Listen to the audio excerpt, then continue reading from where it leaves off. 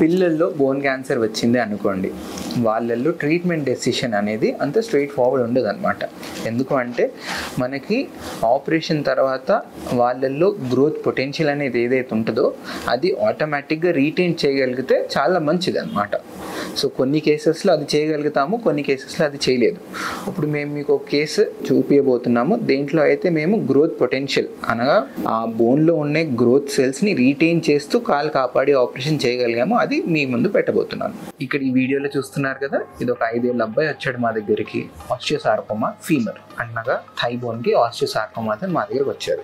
ఈ ఎక్స్రేలో చూస్తున్నారు కదా, ఇక్కడ అనేది క్యాన్సర్ ఉండే. సో దాని కింద గ్రోత్ పొటెన్షియల్ అనే భాగం ఏదైతే ఉంటుందో, గ్రోత్ ప్లేట్ అంటారు, అది కాపాడగలిగే ఆప్షన్ ఉండే మనకి. సో అది కాపాడుతూ ఆపరేషన్ చేసాం. ఆ మధ్య భాగాన్ని ఏదైతే ఉందో క్యాన్సర్తో ఉన్న బోన్ని అది తొలగించి దాన్ని లిక్విడ్ నైట్రోజన్ ద్వారా క్యాన్సర్ సెల్స్ని క్లియర్ చేసి మళ్ళీ వాపస్ పెట్టేసి ప్లేటింగ్ చేశాం.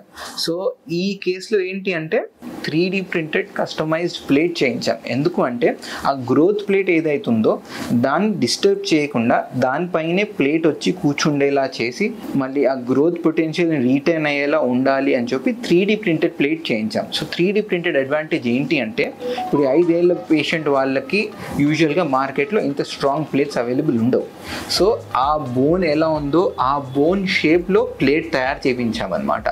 ఆ తయారు చేయించిన ప్లేట్ని వాపస్ ఆపరేషన్ థియేటర్లో కూర్చోపెట్టి ప్లేటింగ్ చేసేసాం. సో ఇప్పుడు మీరు చూస్తున్నారు కదా, అబ్బాయి 1.5 year అయిపోయింది ఆపరేషన్ అయిపోయి. ఇప్పుడు హాయిగా ఆడుకుంటున్నాడు. అండ్ ఈ 2 ఎక్సర్సైజ్ కంపేర్ చేస్తే మీకు క్లియర్గా తెలుస్తుంది ఏంటంటే బాబు పెరుగుతున్న కొద్దీ ఆ బోన్లో కూడా గ్రోత్ అనేది రీటైన్ అవుతుంది అనమాట.